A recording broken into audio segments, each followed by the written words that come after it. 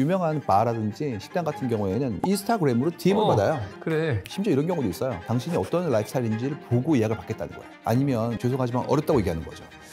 그래도 그 펜션 만드는 걸 인스타로.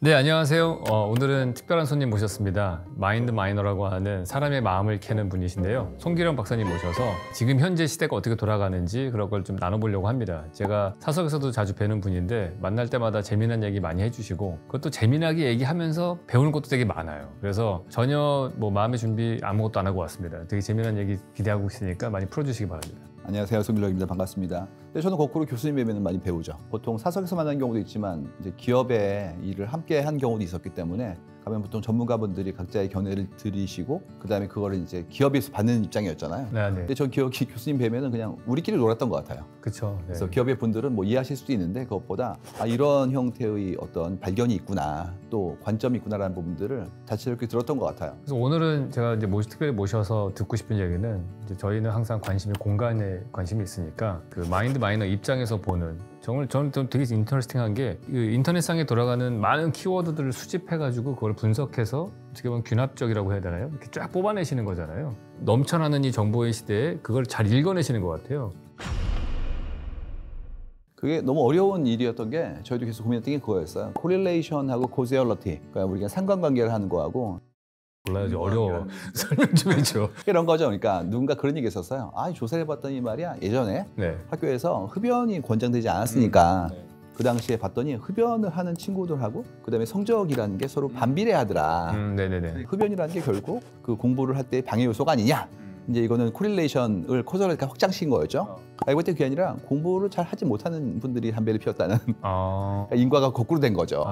이 경우에는 수치로만 증명이 안 되는 일들이거든요. 더 장기간에 걸쳐서 인과를 설명할 수 있을 만큼의 데이터가 쌓이고 엄밀하게 이렇게 실험을 통해서 그걸 입증하는 경우에는 알 수가 있죠. 예를 들어서 흡연과 질병의 상관관계가 아니라 인과관계는 높다는 게 증명이 되었단 말이에요. 이제는 이런 부분들이 이제 결국 데이터 가질 수 있는 한계 내지는 그걸 넘어서려는 우리의 시도라고 할 수 있거든요. 근데 저희는 처음에는 균합적 방법이라고 생각했었어요. 하다 보니까 연역도 씁니다. 이유가 데이터가 워낙 많기 때문에 어떤 데이터를 어떤 문제를 위해서 선택할 것인가, 그걸 기반으로 다시 내가 어떤 문제를 설정하거나 좀 더 줌인 할 것인가에 대한 부분들은 우리의 어떤 직관이 쓰입니다. 저희는 그 두 가지를 동시에 쓰고 있는 중이에요. 발견하기도 하고 추론하기도 하고 검증하기도 하고 이런 작업들을 해보는 것이죠.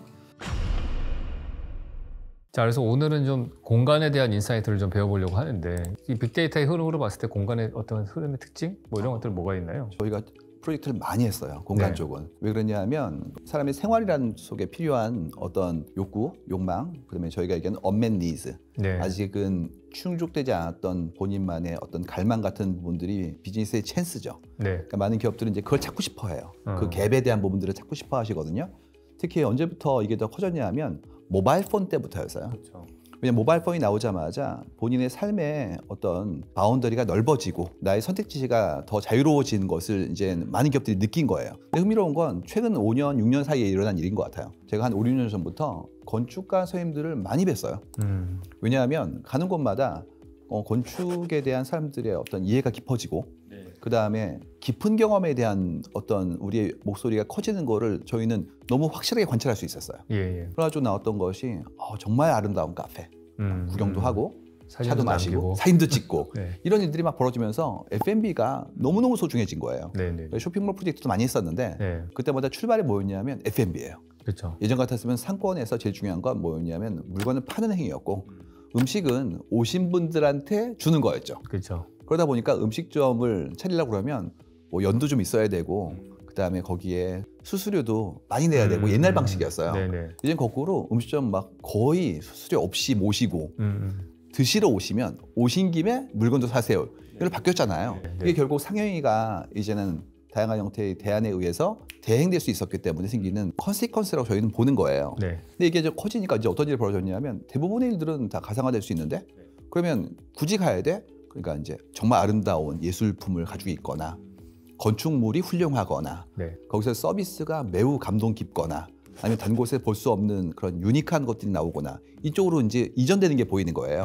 그때부터 저희는 이제 프로젝트도 해야 되겠고 그다음에 저희도 트렌드를 보는 회사이기 때문에 그러면 배워야겠다. 건축가 선생님들께. 그래서 많이 찾아뵙고 프로젝트도 많이 했습니다. 그러니까 이제는 삶이 그만큼의 풍요로움을 원하게 된 거고 예전처럼 그냥 이거는 뭐 평당 얼마 아니면은 뭐 우리가 생각하는 기본적인 건물의 형상은 그냥 이렇게 블럭으로 되어 있는 거 이게 아니라 이분은 어떤 건축가분이 만드신 거야. 그 건축가의 철학은 무엇까지로 올라가고 있는 거예요. 그러면 좀 특별한 기억에 남는 공간 이런 것들이 있나요? 저희가 최근에 가장 많이 보고 있는 거는 중요한 키 컨셉이 리테일 미디어라는 컨셉이에요. 그러니까 이전 같아서는 리테일은 상용의 공간이에요. 그렇기 때문에 주요한 게 동선에 오시는 방문객의 숫자, 그다음에 그분들이 구매를 할 수 있을 만큼의 충분한 상품에 대한 디스플레이 내지는 고객 응대의 방법론들 이런 것들이 주로 많이 소용되는 거였거든요. 이제 그렇지가 않고 우리의 정신을 보여줄 수 있는 작은 팝업 스토어만 어떤가? 오시는 분들의 숫자가 뭐 많을 수도 있지만 그것보다 적게 오시더라도 조회가 있기 때문에 와서 우리 생각을 다 이해하시고 그 다음에 오셔가지고 본인의 어떤 즐거웠던 경험을 인증해서 올리면 그것만으로도 역할을 다 했는데 심지어 물건을 안 팔 수도 있는데 이런 샵들이 생기기 시작한 거예요. 뭐 플래그십 스토어라든지 팝업이라든지 이런 일이 나오고 있는데 이건 정말 놀라운 게 예전까지는 부동산에서 얘기했던 게 그런 얘기였어요. 위치가 제일 중요해. 그런 유명한 얘기 있잖아요. 위치 되게 중요하다. 이제 그렇지가 않고 정말 좋은 컨텐츠가 있으면 뭐 어때? 오지 찾아가는 거지. 뭐 프라다 말파 같은 케이스죠. 이런 일이 지금 벌어지는 거예요. 그래가지고 중요한 건 크리에이티비티라는 거. 그 다음에 거기서 생기는 엄청난 독창적인 형태의 신미안 이런 게 너무너무 중요해졌고 위치는 그거보다 좀 덜 중요해지는 걸로 바뀌는 게 보이는 거예요. 그럼 그때부터 중요한 건 뭐냐면 브랜드의 스토리, 그 다음에 그걸 창작하는 사람들의 이해, 그리고 그걸 좋아하는 분들과의 교류를 위한 여러 가지 메타포들 이런 것들이 되게 소중해지고 있거든요. 그래서 그 리테일 미디어라는 컨셉은 굉장히 중요합니다. 그럼 이제 질문이 그런 식의 수요와 어떤 타겟층 이런 것들을 제가 보는 것들은 아무래도 아주 되게 하이엔드 소비자라든지 아니면 정말 그런 하이엔드 브랜드를 같이 추구하는 회사들은 그걸 되게 많이 하잖아요. 일반적인 중산층 소비자를 타겟으로 하는 쉽게 말해서 동네에 있는 가게나 이런 사람들은 어떻게 살아남아야 되는 겁니까? 이제 어려운 부분인데요. 지금 어떤 상태가 되고 있냐면 양극화가 소비나 어떤 생산에만 있는 것이 아니라 온갖 종류의 브랜딩에서도 일어나는 중이에요. 그래가지고 생산은 너무 쉬워졌어요. 남는 건 뭐냐면 그 브랜드가 가지고 있는 철학, 우리가 생각하는 이상적인 형태의 삶에 대한 태도 이런 것들을 부여하는 걸로 좀 바뀌고 있거든요. 예전에 생산, 브랜딩까지가 일관되어서 하나의 엔터티가 있다면 지금은 생산과 브랜딩이 이제 분리되기 시작한 거예요. 그러면 이제 우리가 생각했던 물리적인 형태의 가치는 이미 상당한 수준까지 올라온 거죠. 뭐 스마트 팩토리, 3D 프린터 이런 것들이 남은 거는 좋은 제품을 어떤 형태의 좋은 스토리에 올리냐만 남았거든요. 그러니까 이제 거의 모든 브랜드들이 그런 형태의 어떤 인식과 체대가 없으면 생존이 어려울 것 같아요. 그러니까 예전처럼 이렇게 하이엔드는 당연히 그런 일을 하지만 그렇지 않고 그보다 좀 낮은 단가의 제품은 안 해도 돼가 아니게 된 거예요. 거의 모든 곳에서 소비자와의 만남과 나름의 교류라는 것들이 요구되게 된 거고 최근에 화장품 브랜드 같은 경우에 그렇게 고가 아닐지라도 플래그십 스토어라든지 카페 만드는 이유가 늘고 있는 이유도 사실은 그런 부분들이라고 볼 수 있어요.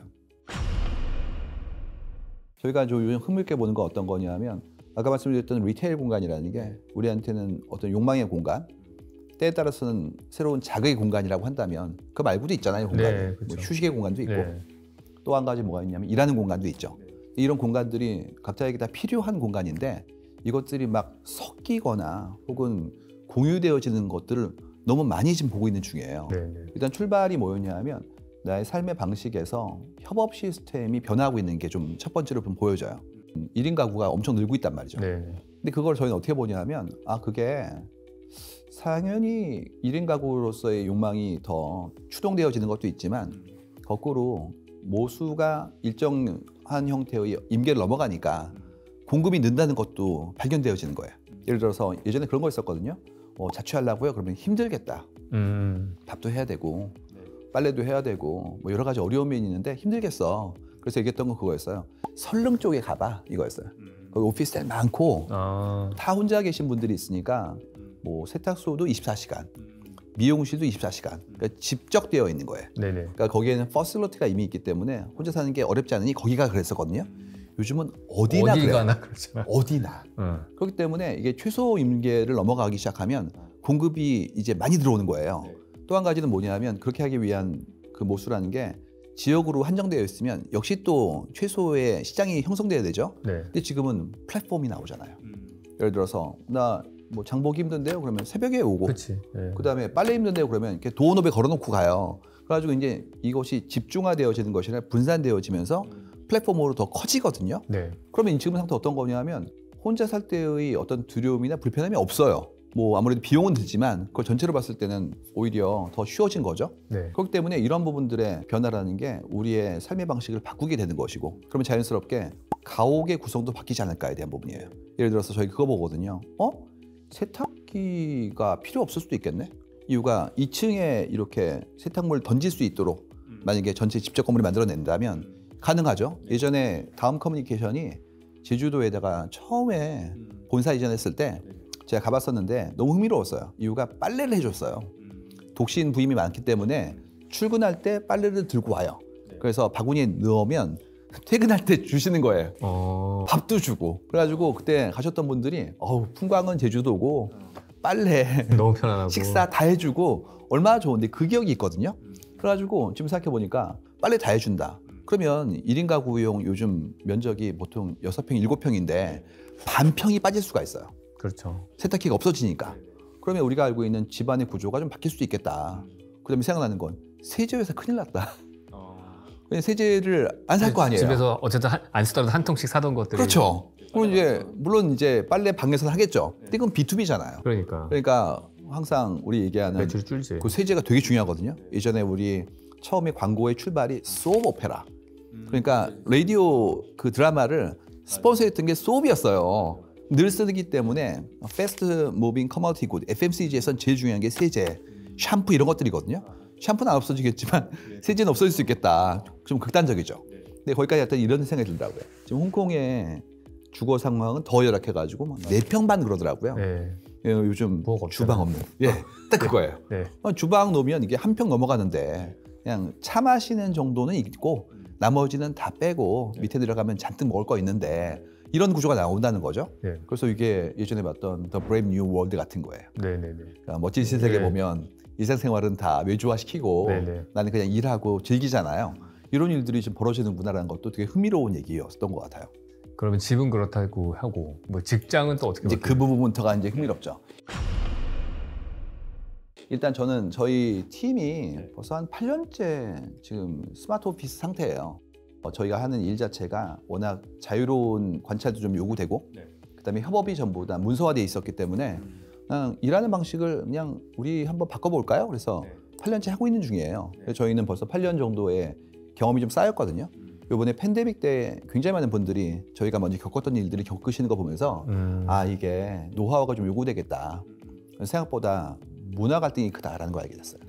어제 제가 봤던 뉴스는 뭐였냐면 영국에서 나왔던 거였는데 자꾸 감시한다고 매니저들이 일하는 분들한테 30분만 온라인에 없어 보여도 바로 직달같이 얘기한다고. 근데 그런 일들은 사실 신뢰의 문제잖아요. 근데 신뢰가 없는 거죠. 지금까지 신뢰 없음을 가까이 있음으로써 관리 감독이라는 태도를 갖췄었는데 저희는 그게 아니라 처음부터 업무를 디파인을 했어요. 이런 건 함께하고 이런 건 따로 한다. 협업은 어떻게 하고 이런 부분들을 보여줬거든요. 덕분에 저희 회사를 선택할 때 회사로부터의 거리라는 게 안 중요한 분들이 이제 오시는 거예요. 근데 지금 보고 있으면 드는 생각이 일의 방식을 어떻게 정의할 거냐가 먼저지 장소가 먼저는 아닌 것 같아요. 예를 들어서 그 얘기 많이 하세요. 우리는 늘 회의를 해요. 그러니까 함께 있어야 돼요. 이러면 이제 이런 재택근무나 그런 부분들은 효율이 떨어질 수 있어요. 근데 이렇게 물어볼 수도 있거든요. 회의를 왜 이렇게 많이 해요? 그렇지. 뭐 이틀에 한 번, 3일에 한 번만 해도 되는 거 아닌가? 그렇죠. 왜 이렇게 많이 하는 거지? 그러면 책임을 전가하거나 전문성이 부족하거나 아니면 각자의 역할이 제대로 정의되지 않은 거잖아요. 사실은 그래서 일이 무엇인가에 대한 정의로 환원되고 있는 중이에요 지금. 이유가 어떤 분들은 저는 그냥 집에서 하는 게 좋은데요? 아니면 나갈래요. 이런 분들이 나오죠. 그러면 조직에서 그분이 필요하다면 그거를 수용하려는 노력을 할 거 아니에요. 그 다음에 나오는 거 뭐냐면 그럼 어떻게 일하고 왔어? 누가 어떻게 일을 하고 있어를 보는 작업들이 이루어지고 있거든요. 근데 지금 너무너무 잘 보여요. 협업 툴이 진척도, 그 다음에 각자의 그 어떤 참여율, 모든 상출물에 대한 포션까지 나오거든요. 그래가지고 어떻게 본다면 이제 프리 라이더가 사라지고 있는 거예요. 그렇다면 이제 그 다음에 남는 건 뭐냐면 그렇게 일을 잘 하시는 분들은 본인이 성과를 입증했기 때문에 방식에 대해서 이제 그만 좀 건드리세요가 될 거 아니에요. 네. 그다음부터 이제 공간이 확장되어지죠. 저희 팀의 한 분은 하루에 3번 카페를 갔대요. 이유가 회사에 나와서 일하는 것보다 효율적이기 때문에 네네. 카페에서 같이 일을 하다가 그것도 이제 컨텍스트 스위칭이 필요한 거예요. 이유가 서너 시간 정도 있으니까 이제 좀 이 환경에 너무 익숙해지는 것도 있고 분위기도 바꾸고 그다음에 또 식사도 하고 나면 같은 데 있기도 좀 그렇고 그래서 3번 옮겼다고 하는 분이 나왔거든요. 그렇지가 않고 반드시 오세요. 늘 같은 사람이랑 있어야 돼요. 이런 모노톤의 삶이라는 게 과연 사람들에게 만족감을 줄 것이냐에 대한 부분들도 굉장히 큰 이슈고요. 두 번째로 제일 컸던 건 뭐였냐면 회사에 가면 이런 게 있어요. 그분이 계세요. 부장님. 그렇죠. 근데 그게 지금까지는 당연히 그분이 계신 것을 그냥 감내한다고 생각했대요. 네, 회사를 다니니까 예. 그 정도 좀 할 수 없이 내가 감수해야지 이거였다는 거예요. 네. 근데 문제는 2년 반 정도 그분과 함께 안 있어 봤더니 다시 만날래니까 막 숨이 가쁘고 갑자기 한숨이 나오고 이렇다는 게 너무 많이 나왔어요. 지금 사회적인 형태의 변화는 위계가 예전 같지 않은 걸로 바뀌고 있어요. 이유가 다이버시티, 다양성, 이 수용되려면 사람들마다 각자 자기 목소리를 낼 수 있어야 되거든요. 네. 그랬을 때 그게 뭐야? 라고 나오면 위축되잖아요. 근데 그렇지 않고 정말 좋은 아이디어네요. 그 다음에 이런 시각도 새롭네요. 라고 그러면 훨씬 더 훌륭한 정보들이 모이게 될 것이고 그만큼의 경쟁력을 갖게 되잖아요. 최근에 나온 책들은 대부분 다 다이버시티가 이게 더 유리한 거다라는 쪽이에요. 보통 많은 분들이 다이버시티는 다른 분들을 수용하는 거기 때문에 그분에 대해서 기회를 주는 거 아니냐. 그러니까 PC한 거 아니냐 이게. 그게 아니라 유리하다. 특히 변화가 굉장히 빠를 때는 다양한 형태의 관점이 있는 것이 더 훌륭한 그런 어려움에 대한 어떤 압력을 경감시킬 수 있을 만큼의 지혜가 쌓이니까 그쪽으로 가고 있는 거예요 지금 상태가. 그러면 위계라는 건 이분의 말씀이 옳고 이분의 생각은 옳았더라도 수용이 어려운 구조인데 그렇죠. 수평적이라면 훨씬 더 나아질 수 있잖아요. 좋은 것들을 선택할 그렇기 수 때문에 있는 거죠. 그만큼의 새로운 문화를 만들고 싶은데 그렇지 않고 예전 방식의 위계에 익숙한 분들은 그게 마뜩치가 않은 거죠. 그래서 이런 것들이 공간에 의해서 더 많이 강조되어질 수 있거든요. 옛날에 제일 유명한 얘기가 그거였어요. 공무원 조직 같은 경우에 뭐 앞에 있는 초급자, 하급자의 등을 본다고 그 뒤보다는 그 사람이. 그래서 뭐 감시해야지. 그렇죠. 급으로 따지면 9급 뒤에 8급이 있고 이렇게 얘기한다는 거예요. 네. 맨 뒤에 계신 분은 모든 모니터를 볼 수 있다고. 그건 거의 팬옵티콘. 그렇지. 그런 거지. 예. 그래서 그 얘기도 들었어요. 책상을 조금씩 뒤로 민다고. 먼저 좀 일찍 들어온 사람은 1mm라도 더 뒤로 밀면 얼마나 그게 어떻게 보면 좀 귀엽기도 하고 어떻게 보면 강박 같은 형태의 아래 위에 대한 갈증이잖아요. 네네네. 그럼 필연적으로 경쟁을 해야 돼요. 이유가 이분보다 높이 올라가야 되니까. 그럼 갈등이나 경쟁 사유로 갈 수 있는데 네. 지금 그렇지가 않고 다 님이라 부르고 프로라고 부르고 네. 다 매니저라 부르고 수평 구도를 얘기하고 있죠. 그러다 보니까 그만큼의 자유도를 내가 저해할 수 있는 공간의 구성이나 더 나아가서 꼭 같이 있어야 되나.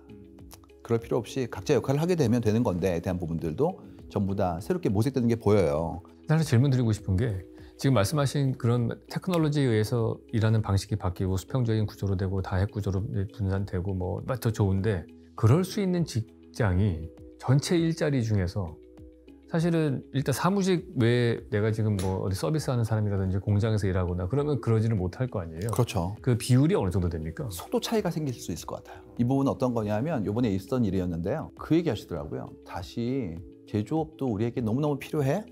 이유가 이번에 팬데믹 때 밸류 체인이 멈춰선 거예요. 이유가 방역 시스템도 이슈가 있었고 그 다음에 물류에 대한 부분도 중간에 바틀렉이 생기니까 그만큼이 어려워진 거죠. 근데 우리가 지금까지는 최대한 분산이었어요.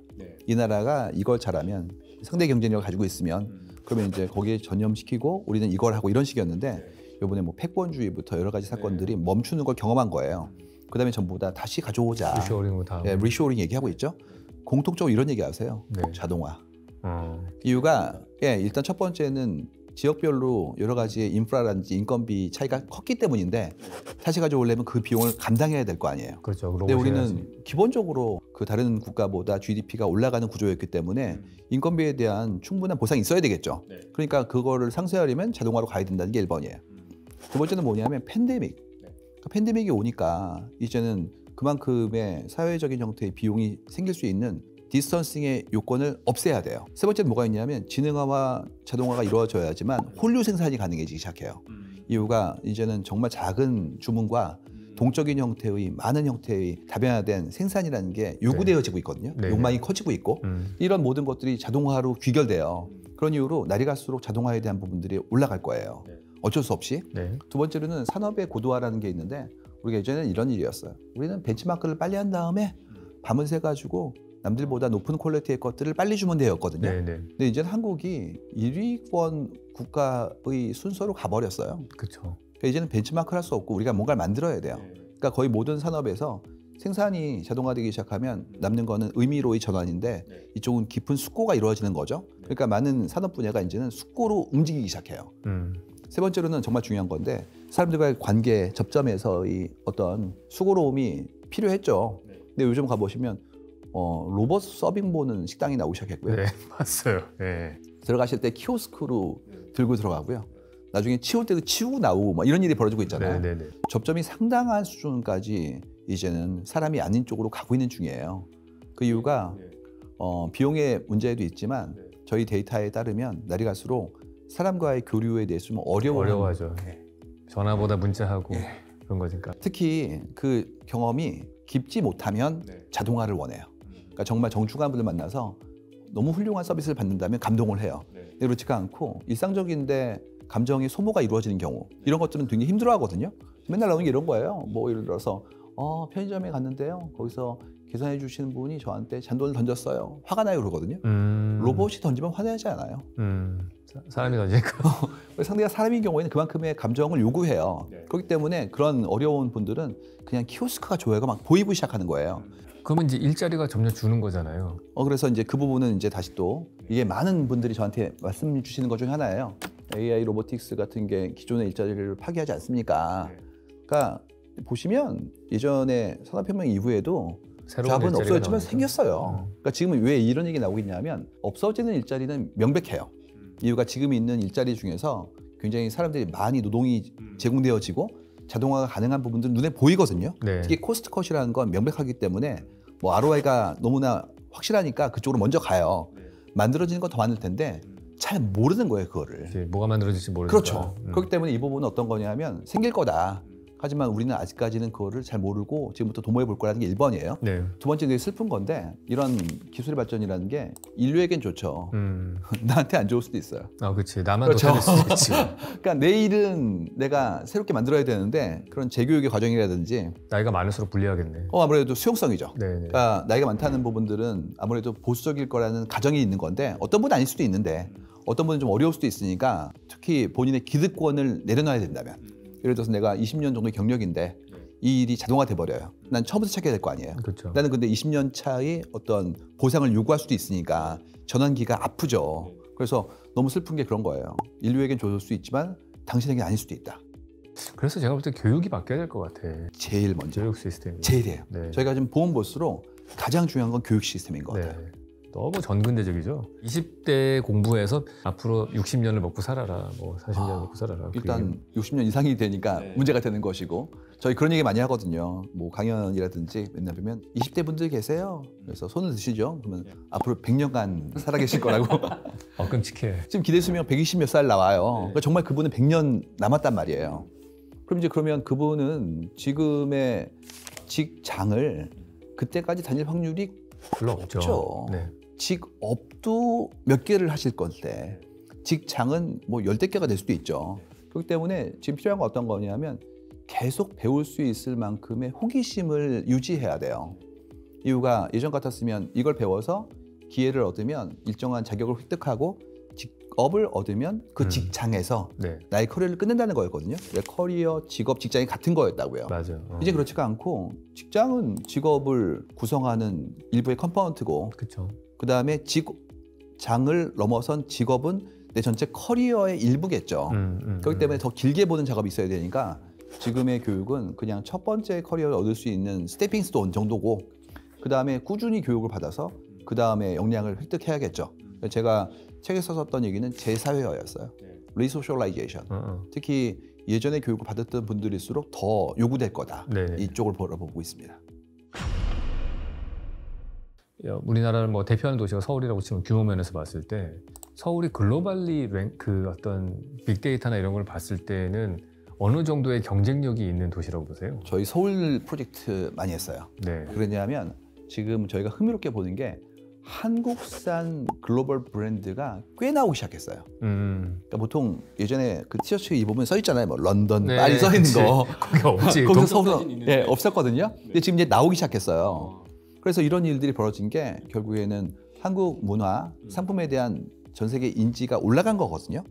또 한 가지는 서울의 그런 장점이 뭐냐 그랬더니 뭐가 나오냐면 컨트라스트 얘기가 나왔어요. 네, 그렇죠. 그거 확실하죠. 네, 엄청나게 사이버펑크 서울이라고 네, 해가지고 네. 외국 분들이 본 서울의 뷰라는 것들이 나온 게 있는데 필터를 씌운 것 같아요. 니온 사인이 오래된 7, 80년대 건물과 함께 중첩되어지고 작은 골목과 하이라이트가 같이 올라가고 바로 옆에는 이렇게 고궁이 있는 거. 그 옆에 뭐 전봇대 있구만. 컴플렉스예요. 저희는 어렸을 때 뭐였냐면 도시 정비가 안 돼 있네 뭐 이런 거였다고요. 나 얼마 전에 네. 프랑스 잡지하고 인터뷰하는데 사진을 찍자고 하는데 밖에 골목길에서 찍자는 거예요. 왜 그랬더니 저 전봇대를 배경으로 찍어야겠다는 거야. 자기네들은 도쿄나 서울 같은 데 있는 저런 뒷골목의 전봇대가 되게 익소틱하게 느껴진다. 네네. 그러면서 야, 니들은 잘 정비가 돼서 그렇지 우리 싫어 지금. 그게 참 다른 것 같아요. 그러니까 거꾸로 얘기하면 이런 것 같아요. 우리는 이미 디벨롭된 상태를 계속 꿈꿨고 그걸 모사하려 했던 것 같아요. 그래서 그거 있잖아요. 뭐 여의도는 뭐 서울의 맨하탄이고 그런 얘기들. 네. 그게 아니라 서울은 서울이죠. 왜 다른 걸 가져와요? 네. 근데 그만큼 자긍이라는 게 결국 사회적인 형태의 어떤 문화의 축적, 그만큼의 내실 있는 컨텐츠에 몰입이 가능해져야 나오는 거죠. 네. 근데 그 컴플렉스를 벗어진 것 같아요 지금. 그래서 흥미롭게 지금 많은 분들이 원했던 건 서울이지 서울의 다른 풍광은 아닌 것 같아요. 다른 데 있는 걸 가져온 게 아닌 것 같죠. 네. 근데 우리는 봤을 때 제일 큰 게 적층된 거예요. 1900년대 초반부터 1930, 50, 70, 2000년까지가 있거든요. 다 있죠. 근데 어떤 데는 뭐 개발을 못한 곳도 있었겠지만 우리가 그거를 보존했던 것도 있고 그 적층이 한 번에 보이는 그런 밀집이라는 게 엄청난 컨트라스트인 것 같아요. 근데 이때 이제 조심할 건 뭐냐면 그러면 오래된 게 무조건 좋은 거냐? 그렇지 않죠. 그렇지 않죠. 왜냐하면 사람들의 삶의 편의나 거기에 따르는 최소한의 삶에 대한 배려가 존재해야 되니까 최근에 인기 있는 건 그래서 오래된 건물들을 다시 리뉴얼해서 안쪽은 설비를 갖추고 바깥쪽에서의 예전의 풍광이 남아있는 상태, 그 컨트라스트를 좋아하시거든요. 그래서 그게 한국다움의 제일 중요한 요소일 것 같고 그런 부분들을 어떻게 전 세계에서 볼 수 없는 환경을 줄 수 있느냐, 이게 매력 상품으로 올라갈 것 같아요. 네.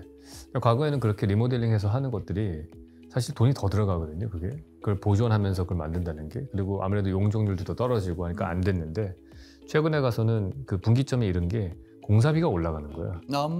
공사비가 올라가니까 이걸 부수고 다시 짓고 하는 뭐 이렇게 계산기 두드리면은 야 그냥 리모델링 하자 그래도 그게 더 낫겠다. 그런 쪽으로 가는 것도 있는 것 같아요. 그러면 이제 요즘에는 쉽게 말해서 야 요즘에 이 동네 떠 이런 거는 없는 거예요 그러면? 있죠. 저희가 플래그십 스토어 같은 경우에 늘 나오는 동네가 있어요. 그래서 유니크하게 나오는 쪽은 의미 있는 게 한남, 성수, 그 다음에 제주가 굉장히 플래그십 스토어에서는 매력적인 곳으로 나옵니다. 그 외에도 뭐 강남과 홍대 같은 것도 있는데 거긴 기본적으로 트래픽이 많죠. 네. 근데 최근 트렌드는 워크인 게스트를 보는 게 아니라 RSVP예요. 그러니까 미리 리저브해서 정해져 있는 분들을 모셔서 깊은 서비스 주는 걸로 가고 있고 예전처럼 뭐 상권이 있는 데 가서 사람 구경하고 이런 거 없어지는 거예요. 예, 이제 없어지고 있어요. 그래서 예약을 하고 그다음에 노쇼에 대해서라면 페널티를 요구하고 이런 것들이 한국 사회에서 문화로 확 가는 게 보이고요. 흥미로운 거 그 사이 뭐가 있었냐면 팬데믹이 있었어요. 팬데믹 때 밀집도 때문에 전시나 관람 같은 경우에도 차수로 명수를 제한했잖아요. 근데 우리는 또 정보통신 기술이 발달했기 때문에 예약이 쉽죠. 그래서 이런 문화가 3년 사이에 많이 정착돼 가지고 최근에 가장 중요한 키워드는 RSVP예요. 근데 그 RSVP를 스마트폰으로 할 수 있는 세대가 또 제한적이잖아요. 이렇게. 어떻게 보면 많이 해요? 그거를 선호하기도 해요. 이유가 그 문화나 혹은 경험이라는 게 그런 형태의 식견과 취향에 대한 부분들이 있는 분들이 모여야 더 깊어지거든요. 그렇기 때문에 예전처럼 대중 모든 분들에게 이렇게 열어놓고 하는 것이 아니라 허들을 만드는 거예요. 그래서 유명한 바라든지 식당 같은 경우에는 이렇게 받잖아요. 인스타그램으로 DM을 받아요. 그래, 그거 아니고 못 들어가. 그것도 한 달에 한 번, 몇 시간 동안에. 그냥 이런 정도가 되면 이제는 그 채널이 없는 분들은 예약이 불가능한 거예요. 예전 같았으면 그거를 접근성을 제한했기 때문에 공평하지 않다 그랬을 텐데 요즘 같은 경우에는 아니 그런 문화를 즐기기 위해서 이 채널을 안 쓰신다면 문제가 있으며 심지어 이런 경우도 있어요. 당신이 어떤 라이프 스타일인지를 보고 예약을 받겠다는 거예요. 뭐 DM 보내면 그분의 계정을 볼 수 있잖아요. 그럼 그분이 즐기는 삶, 그분의 취향 같은 것들이 함께 청한 분들과 맞아야 그 공간에서의 경험이 깊어지기 때문에 아니면 죄송하지만 어렵다고 얘기하는 거죠. 아하. 나도 그 펜션 만드는 거 그 인스타로 DM으로만 받아서 일단 어카운트 보고 그래야겠는데. 상호적인 형태의 믿음과 교류의 출발점을 원하는 거예요. 예전 같았으면 누구나 오세요 이거였고요. 지금은 저희 철학을 이해하는 분들만 오세요로 지금 가고 있는 거예요. 이거 어떻게 보면은 1인 가구가 늘어나면서 점점 개인이 파편화되지만 그 안에서 과거에는 가족들끼리 공동체를 느꼈던 거를 그런 식으로 같은 취향의 공동체들을 일부러 자꾸 찾아서 만들고 막 하려는 그런 것들이 생기는 건가요? 그러니까 태생적으로 귀속되어지는 게 아니라 선택하겠다는 거예요. 지금부터. 그러니까 그 이유는 단순한 게 예전에는 내가 속한 그런 소사이어티가 작았기 때문이에요. 뭐 50가구 정도가 그쵸. 함께 살았다고요. 네, 그러면 죽을 때까지. 어렸을 때 뭐 감나무 떨어진 개, 그다음에 오줌 싸개 개, 평생 놀리는 거예요, 걔를. 근데 그래도 감내해야 돼요. 이유가 그걸 넘어서면 내 생존이 어렵단 말이에요. 이제 그렇지가 않고 내 팔로워가 뭐 10만이 될 수도 있고 내가 속한 도시가 5개가 될 수도 있죠. 그러면 단속적 관계로 가고 선택하기 때문에 그만큼의 기준이 요구되는 거예요. 그러니까 그런 면에서 이 결혼이라고 하는 제도라든지 그런 과거에 어떤 몇천 년 지나면서 만들어진 이런 시스템들이나 이런 거가 이제 바뀌는 어떤 것들이나 안 보이나요? 그럼? 새로운 시도가 많이 나오고 있죠. 우리만 하더라도 지금 전체 혼인의 율 자체가 예전 같지 않고 네. 지금 한국이 아마 30세 남성의 비혼율이 93%가 될 거예요. 네. 40세도 40%예요 지금. 아 그렇게 많네. 네네. 그래서 예전처럼 이렇게 모두 다 통과례처럼 결혼하는 거 아닌 걸로 간 지는 꽤 됐고요. 그다음에 이제 그 방식도 예전처럼 스파우스를 만난다고 하잖아요. 그랬을 때 어떠한 기준으로 가는 건지 형식도 그게 결혼이라는 형식으로 가는 건지 뭐 함께 사는 걸 할 네. 것인지 교류하는 것에 대한 부분들이 시도되겠죠. 네. 근데 지금은 제도나 네. 사람들의 어떤 눈높이 더 나아가서 지원의 방법들 같은 것 때문에 현재의 방식이 더 편리하게 돼 있겠지만 네. 그런 부분들의 새로운 모색은 생기지 않을까요? 그리고 일단 생애가 길어지고 있기 때문에 120년 이상의 생애를 산다고 한다면 더 신중해지거나 혹은 다양한 형태의 방법들이 더 요구되어지거나 하겠죠. 예. 이게 가만 보면은 항상 시대가 테크놀로지로 빨리 바뀌는데 제일 느린 데 중에 하나가 그런 사회 제도, 뭐 세금 정책 아니면은 일단 철학적으로 봤을 때 이거를 뭐 어떻게 인생을 뭐 예를 들어서 안락사 문제라든지 이런 것들에 대한 철학자들에 대한 고민과 해답 같은 것들이 제일 늦게 나오는 것 같아. 그게 우리는 지금 필요한데. 제가 봤을 때는 교육을 받은 것을 맹신하는 그런 관성이 좀 있기 때문인 것 같아요. 우리 어렸을 때부터 배우잖아요. 이렇게 해야 돼, 이렇게 해야 돼. 그러면 그거는 그 당시의 합의죠. 그 합의의 유연함이라는 게 요구되어지는 순간부터 거기에 대한 엄정함이 좀 떨어질 수 있으니까 우린 그걸 주로 많이 신봉하거나 신용하잖아요. 근데 그 자체의 전제가 바뀌기 시작하면 그때는 이제 혼란이 생기니까 그만큼 새로운 논제를 제거하기까지의 저항이 생기겠죠. 많은 분들은 믿고 있고 네. 바뀌는데 걸리는 속도는 꽤 걸리는데 임계까지는 합의가 안 될 수 있으니까. 근데 지금은 가장 큰 이슈가 너무나 빨리 바뀌고 있는 것 같아요. 우리가 얘기하는 기술, 교류, 그다음에 새로운 개체와의 공존. 지금 뭐 반려도 나오고 있고 뭐 아티피셜 인텔리전스에 로봇도 나오잖아요. 그럼 함께 사는 대상 자체가 늘어난 거거든요. 네, 맞아요. 그러면 기존의 규칙, 사람과의 교류에서 한정했던 것들은 새롭게 정의돼야 되는데 그건 안 해본 거예요. 그렇죠. 그러니까 이게 동시에 오면 압도당해요. 그래서 어떤 것도 두렵고 어떤 것도 새로 바꾸려고 그러면 엄청난 에너지가 드는데 사실 정답은 없거든요. 근데 논의의 과정 자체가 너무나 큰 갈등이니까 이거를 용기 있게 하려는 시도가 좀 쉽지 않은 거죠. 덮어놓고 있는 거예요? 그러다 이제 문제가 생기면 그때서야 돌아보는데 그건 좀 늦은 거고 현명하다면 미리미리 공부를 해봐야죠. 우리 채널이 그걸 도와주고 계시잖아요. 그렇다고 봐야 될까요? 새로운 생각, 그러니까 믿음을 의심하라. 당신의 믿음이라는 것도 예전의 방식이고 네. 누군가가 궁리했겠지만 그의 환경과 지금 환경이 바뀔 수 있기 때문에 그걸 한번 의심해 봐야 돼요. 네. 네, 박사님 그래서 되게 좋은 얘기, 현재 세상이 어떻게 바뀌어가는지 얘기 많이 말씀해 주셨는데 그럼 개인으로서 이런 바뀌는 세상에서 내가 어떻게 구체적으로 행동을 하면은 더 좋은지